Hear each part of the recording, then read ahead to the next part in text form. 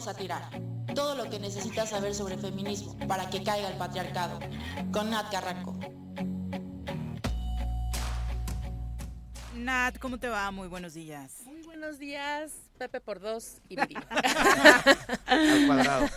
Pepe al cuadrado y Viri. ¿Le vas a responder acá a Paco Santillano? ¿Le vas Pues, a dar es ya que- clases particulares? Es que, ¿sabes? No. O sea, yo creo que es un tema reiterado justo porque a veces las posturas feministas y los análisis feministas son utilizados para que quieran tener la razón en temas políticos dependiendo de lo que les convenga. Y no estoy hablando de Paco, sino de muchos radioescuchas que siento que no me escuchan, ¿no? Porque como se duermen y bajo el rating y qué flojera escuchar a la Nat, pues por eso luego terminan diciendo esas cosas. Pero hay dos formas de hablar y de poder identificar, incluso a veces el sentido que tiene decir la frase puede cambiar mucho, ¿no? O sea, si lo hago con una intención o con otra, aunque se diga lo mismo. Este es el caso de decir el candidato de o la esposa de, que son cosas que no refieren a lo mismo, ¿no? Cuando tú dices la esposa de, la hija de, pero especialmente la esposa de, la novia de, hace referencia a la sensación social de pertenencia, de que una mujer puede pertenecer a un hombre, y en lugar de definirla por sus logros, por sus características, por lo que hace, la defines a partir del vínculo civil que pueda tener con un hombre, ¿no? Okay. O sea, entonces si tú dices, y aquí hemos puesto muchos ejemplos, la esposa de Octavio Paz, pues es Elena Garro, y es una falta de respeto. Es una falta de respeto querer hacer importante a una persona a partir del reconocimiento del marido cuando ella tiene su propia historia, ¿no? La esposa de Piqué, que fue mucho una tendencia mientras estuvieron juntos, que era como, Shakira es mucho más famosa y tiene mucho más relevancia internacional que Piqué, pero aún así se hacía referencia a ese vínculo civil. Pero cuando tú dices la candidata de, pues estás hablando que pertenece a un mismo grupo político. No es que sea su marido, que no es lo mismo decir la esposa de que la candidata de un partido, la esposa de un señor. Entonces, si lo quieren utilizar para señalar el machismo de Paco a partir de esto, pues creo que andan perdidos. Hay otros elementos. Paco tiene otros elementos machistas que ya le he dicho que le molesta, pero que tiene que aprender a reconocer, ¿no? O sea, no es que sea Paco el macho, o sea, Paco tiene actitudes machistas y se las he dicho aquí en su cara, porque así somos aquí, ¿no? Claro. O sea, los decimos en su cara.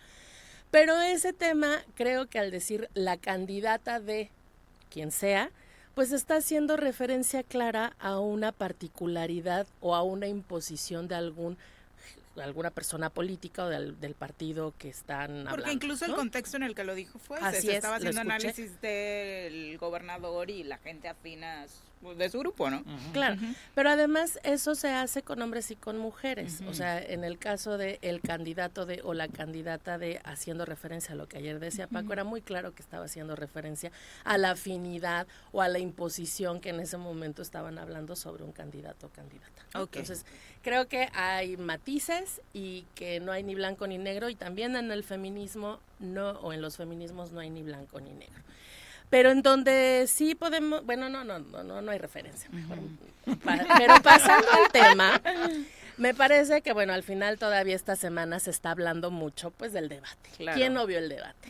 Pues quien se quiere, ¿no? Porque quienes lo vimos es como si nos odiáramos. Ay, sí, porque ¿verdad? fue de verdad algo horrible. Horrible en formato, horrible en contenido, aburridísimo. O sea, a estas alturas de la vida, yo creo que sí coincido con Juanjo, aunque no está aquí para decírselo, en que este tipo de formatos y debates no promueven la democracia, no hacen que la gente conozca sus propuestas. O sea, es como un show. Y como show, pues en algunas partes fue divertido. Pero de bajo contenido. Pero ¿no? la verdad es que yo creo que puede haber mucha gente que como yo sintió que no hay como, no, o sea, no sé por quién votar dependiendo de las propuestas que se hicieron.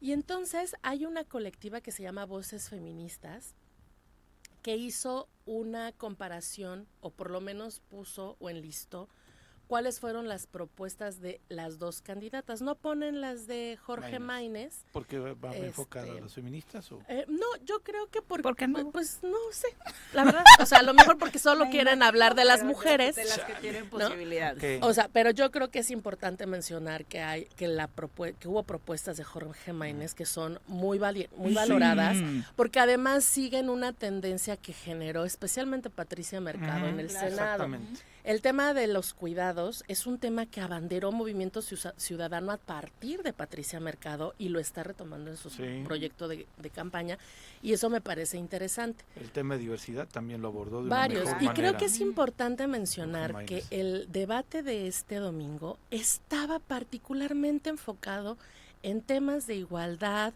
de mujeres, de grupos vulnerables, y ahí pues es donde el feminismo entra mucho, todo el tiempo. Tal vez no me dé tiempo de decir todo lo que ellas propusieron, pero sí quiero resaltar que muchas de las cosas que están diciendo que van a hacer o no les toca o ya existen.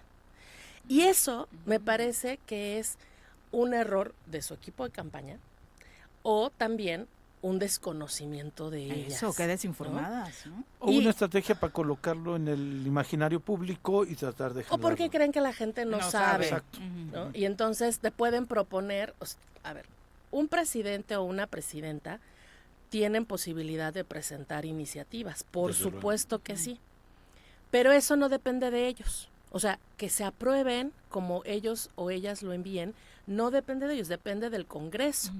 Pero además algunas de sus propuestas es que sea para todos los estados. Eso todavía es más complicado, porque si bien pueden decir los estados deberán legislar en este sentido, no puede obligar a los estados a hacerlo. Tan no se puede que tenemos el tema del aborto. Claro. ¿No? O sea, mientras ya se despenalizó a nivel federal, habemos muchos estados en donde la Suprema Corte todavía tiene que seguir diciéndonos esto es inconstitucional y deben despenalizar el aborto. De acuerdo. Entonces, había algunas propuestas, particularmente hablando sobre el fortalecimiento de las líneas de emergencia para mujeres. Y el problema no es si se fortalecen o no las llamadas. Puedes poner muchas telefonistas o telefonistas que atiendan. El asunto es quién va a dar respuesta a esas llamadas. No solo contestarlas, sino en qué momento se va a fortalecer a seguridad pública, a trabajadores y trabajadoras sociales, a médicas y médicos, a propios ministerios públicos, a toda una línea de atención que deben de dar cuando una mujer habla y dice estoy viviendo violencia familiar, o estoy viviendo, o trataron de matarme, o me acaban de violar. ¿Qué van a hacer para que esas llamadas, al ser trasladadas a las instituciones, sean atendidas? Por supuesto que aquí lo hemos vivido muchas veces, que llamas al 911 y nadie te contesta, ¿no? Y si te contestan, llegan después de 2 horas. Si no, ¿Por qué? Ahí está el caso de la muerte de Marco Alvear. De Marco Alvear. ¿Pero por qué? Pues porque no hay suficientes policías, porque no tiene la suficiente tecnología, porque hay 200 policías en todo el estado y pues si están hablándote del centro y tú estás en Xochitepec, pues vas a tardar en llegar, ¿no? O sea, por poner un ejemplo muy exagerado. Hablan sobre fortalecer las fiscalías de los estados. Las fiscalías son autónomas y tal vez las puedas tratar de fortalecer a partir del presupuesto que envíes al Congreso de la Unión o los estados, pero tampoco es una atribución que tenga el involucrarse en el presupuesto de las fiscalías o en el fortalecimiento. No, Claudia no habló nada sobre los organismos autónomos, Ojo. Cosa que preocupa, a mí particularmente me preocupa. Pero finalmente en este momento la FGR es un organismo autónomo y incluso sí habló de la Fiscalía de la Ciudad de México diciendo que era autónomo, pero habló como si no lo fuera. Después sí dio cuentas como resultados de ella. De ella, exactamente. ¿no? Habla de modificar la Constitución para que las comunidades indígenas sean consideradas. Pues le invito a que lea el artículo 2 constitucional, ¿no? Porque ahí el reconocimiento de los pueblos originarios ya está desde hace muchos años. ¿Cuál es el problema? Pues que de la Constitución a la realidad pues hace falta muchas cosas. Habla sobre la ley vicaria a nivel federal y estatal. Bueno, pues que explique un poquito más, porque ya hay muchos estados en donde esta ley vicaria existe. No recuerdo si a nivel federal ya se aprobó, casi estoy segura que no, pero vuelve a hacer propuestas más legislativas que de administración pública. Algo que me parece que es importante y que sí quiero resaltar es que estuvo hablando sobre, en casos de violencia familiar, quién debe salir de la casa. Y eso es algo que el feminismo ha dicho desde hace 3 décadas por lo menos. Las mujeres deberían quedarse en esa casa en donde viven con sus hijos, especialmente si los hay, aun cuando la casa no sea de ellos, porque el que está violentando es él. El delincuente. Y generalmente, aun cuando las casas a veces están a nombre de las mujeres, quienes tienen que salir son ellas, porque ellos amenazan con matarlas o intentaron ya matarlas. Entonces me parece que una propuesta de este tipo es importante, pero también es más de los estados que de la federación. ¿En Ciudad de México sí se está aplicando, Nat, como dijo Claudia? No lo sé. Ella fue la Fíjate que lo mencionó, no tengo información si ahí lo están haciendo, pero pues es probable que sí. No lo voy a poner en duda, porque sobre no todo lo en sé. este razonamiento Así de que es. sí es una Si ley es algo, local. si es algo importante, sí debe de ser algo local, porque además tiene que ver con muchas materias. O sea, no solamente penalmente tú no puedes nada más llegar, o sea, sí puedes llegar y sacar a alguien, pero eso no le quita la posibilidad de regresar a esa, si especialmente es su propiedad, ¿no? Entonces, es como tú me denuncias y me sacas de mi casa, pues yo te voy a demandar porque esa casa es mía y entonces tú no puedes por qué estar viviendo ahí. Entonces hay que tener consideración de eso, o de quién hizo el contrato de renta, o si viven en casa de los papás de él. O sea, hay muchas cosas que hay que considerar, pero sí es importante hablar de que quien debería salir de los espacios de violencia son ellos y no ellas. Habla también sobre tipificar la discriminación en códigos penales, otra vez propuestas legislativas de algo que en su mayoría ya se encuentra en los estados. Aquí en Morelos la discriminación es un delito. A lo mejor faltan estados, pero no es una competencia del gobierno federal. Y por supuesto que habla sobre autonomía política y autonomía económica, pero no dice cómo. Entonces, pues habría que buscar si tiene un documento donde pueda hacer más amplio esta propuesta. El 100%, en el caso de Xóchitl Gálvez, ella también habla sobre la atención a las líneas telefónicas, por lo tanto lo mismo, o sea, si quieren hacer o fortalecer las líneas, pues no solamente es fortalecer las líneas, sino a las personas que van a atender, la capacidad de respuesta, no solo mientras están en la llamada, sino posteriormente a la denuncia o la llamada. Recursos económicos para psicólogas y trabajadoras para la atención de estas llamadas, que no solamente se necesita eso, y también dice que debe de haber abogadas para atender estos casos. Bueno, le aviso a Xóchitl Gálvez que la Comisión Ejecutiva de Atención a Víctimas, tanto la federal como la estatal, y las leyes, tanto las estatales como la federal, hablan de la asesoría jurídica, y la asesoría jurídica debería de ser una institución como lo es la Defensoría Pública. No tener 10 abogados que solamente te atienden o te asesoran o te llevan un juicio penal. Deben de ser abogados y abogadas que atiendan toda la gama de violaciones a derechos humanos que se pueden generar a partir de la comisión de un delito o de la violación a un derecho humano. Y esas asesorías jurídicas en general no existen de manera como lo explica la ley. Eso es importante, ya hay un avance, pues, entonces ahí es donde debería de focalizarse, no solamente en la creación de abogadas, que generalmente lo piensan para el Instituto de las Mujeres. Habló de una tarjeta, no sé qué era un tarjetón que presentó. La rosa, ¿no? Decía tarjeta la mexicana. Ajá, creo que sí era color rosa. Sí.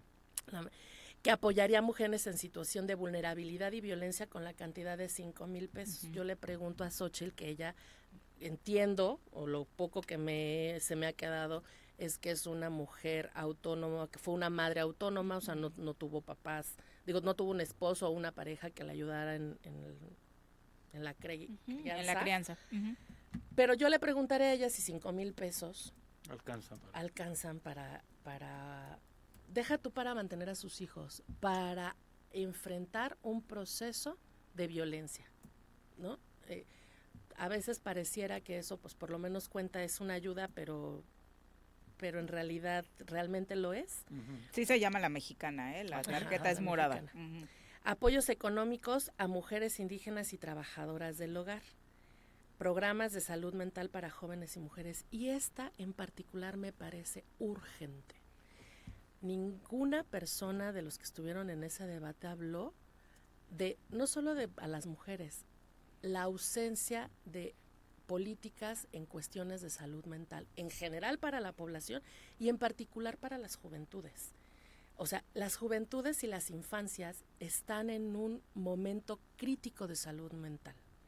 O sea, toda la población, pero ellos específicamente. El número de suicidios que hay de adolescentes y jóvenes es altísimo y se incrementa todos los días, por miles de razones. A veces pareciera que solo es porque no le dejaron el celular, pero atrás de haberse suicidado porque le quitaron el celular hay una gran cantidad de cosas que deberían analizarse para no pensar que ahora los niños son tan débiles que porque no les dan un celular se suicidan. Claro, lo más fácil es decir que es la generación cristal. La generación de cristal, exactamente. Y el programa lo arrancábamos así, o sea, ¿qué él espera? ¿Qué futuro tiene la niñez, las infancias en medio de la ola de violencia que estamos viviendo, donde al salir para la escuela te topas con restos humanos? Por supuesto. Y yo creo, aquí nada más voy a mencionar dos cosas más. Ella vuelve a recurrir a las estancias infantiles y las mejoras a refugios de mujeres. En el caso de los refugios de mujeres, pues es contrario a lo que dice Claudia, ¿no? Que es, hagamos espacios para que las mujeres salgan de los lugares de violencia y ahí las tenemos 3 meses y luego vemos qué hacemos con ellas. Yo sí voy más por la idea de que hay que buscar mecanismos para que quien salga de esos espacios sean los violentadores, que además se les castigue. Y el castigo no me refiero a estar en la cárcel nada más, ¿no? Hay mucho más que punitivizar todas las acciones. Y por otro lado, las estancias infantiles. Y ahí me voy a pasar a Jorge Maynez, y es que creo, sí, así fielmente creo, que lo que se debe de hacer es tratar de vincular o tratar de, es que se me fue la palabra, pero en donde el trabajo y los cuidados vayan de la mano. O sea, no puedes tener hijos, tener un horario laboral de 8 a 5 o de 8 a 6 y que los niños entren a la escuela a las 7 y salgan a las 2. O sea, si no hay forma, no hay forma y entonces eso desequilibra absolutamente la forma en la que las mujeres especialmente, porque no son los hombres los que se encargan de ir por ellos a la escuela, de cuidarlos, de ver con quién se quedan, de ver quién les da de comer, o incluso de tener que llevárselos a su trabajo, o tener que dejar empleos que no sean informales. Entonces, muchas mujeres, para poder cuidar a sus hijos, pues entonces utilizan otros mecanismos como la informalidad, que les deja sin seguridad social, que les deja sin derechos laborales en general. Y creo que desde ahí estas propuestas que ha hecho Movimiento Ciudadano con Jorge Maynez son súper, súper importantes para el desarrollo laboral de las mujeres y para la disminución de la brecha de desigualdad. Bueno, ahí está parte, el grueso de lo que se discutió en torno a los derechos de las mujeres. Difícilmente vamos a ver temas de este tipo en los 2 debates restantes, porque ya fue tocado el tema en este primer tema, y si le dedicaron un poquito, pues difícilmente los veremos abocados a ese asunto. Comentarios del público sobre el tema. La Vega se enojó en X, nos dice, no manchen, la exacerbación del feminismo no tiene límites. El afán revanchista expone a las feministas, pero bueno, quien tenga oídos, que escuche. Por ejemplo, en un universo alterno, ¿qué alterno te fuiste? Dice, si Viri se casa con un político, y yo le pregunto a alguien, oye, ¿conoces a Viri Arias? No, es la esposa de tal político famoso. ¿A poco se casó con ese tipo? ¿Qué de malo tendría esa referencia de decir la esposa de...? Ningún político es más conocido que yo, para empezar. Muy malo tu ejemplo, pero bueno. Bueno, pues como él lo dijo, quien tenga oídos y quiere escuchar, que escuche. Fíjense que... ¿Por qué les cuesta tanto trabajo? Sería mi pregunta, ¿no? O sea, bueno, sí se llama sistema patriarcal. Yo ahí también, mira, yo tengo mis experiencias, me he puesto a estudiar, ya fui a algunos cursos de masculinidad y eso, pero qué difícil va a ser ahorita en la sociedad, porque en lo personal, en la primaria, en la secundaria, en los primeros años de formación de tu vida, venimos con otra educación. Esto es relativamente nuevo, ¿no? Y este choque. Tomando aquí uno de los entrevistados del Choro, hay una película que se llama Un mal actor. Váyanla a ver. De verdad. He oído entrevistamos al director la semana pasada y está impactando muchísimo. Muy buena. Y el tema del impacto de las redes sociales, el tema del feminismo, el tema de cómo se filtra una grabación en las redes sociales y a lo que conlleva en daños colaterales, la verdad es una película que vale el esfuerzo verla por los matices que se tocan ahí, y como evidentemente hay gente que malinterpreta el movimiento, ¿no? Hay que buscar la convivencia. Yo creo que el respeto es algo que debe darse entre género, entre personas, entre funcionarios, entre ciudadanos, y eso nos quitaría tantos problemas, ¿no? Sí, yo creo que en general, pues en cualquier movimiento puede haber abusos e interpretaciones que afectan y que incluso no van de la mano con lo que realmente busca, en este caso, por el tema que me toca a mí, el feminismo. Sí.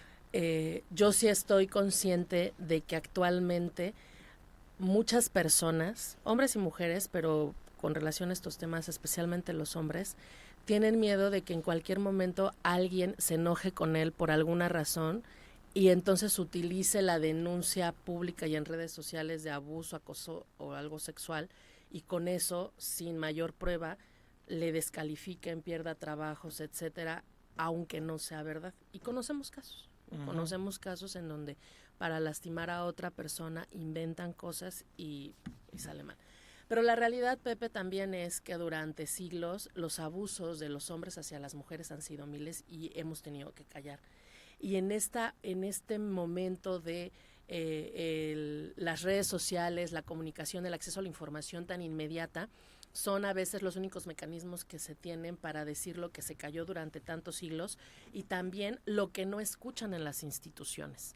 Y entonces te dejan la opción de no vamos a obtener justicia a partir de la ley, pues vamos a buscar justicia a partir de quemarlo socialmente. Y ante eso es poco lo que se puede hacer, porque no hubo justicia para ella cuando lo denunció en una institución y probablemente tampoco haya justicia para él después de lo que hacen en medios y en redes. O sea, la verdad es que sí, es todo un reto, pero también las consecuencias han venido a ser de esta forma después de muchos años, muchos siglos de silencio de las mujeres y de abuso del sistema patriarcal. Nat, muchas gracias por acompañarnos. Gracias a ustedes. Nos vemos la próxima semana. Sí, ya nos vamos.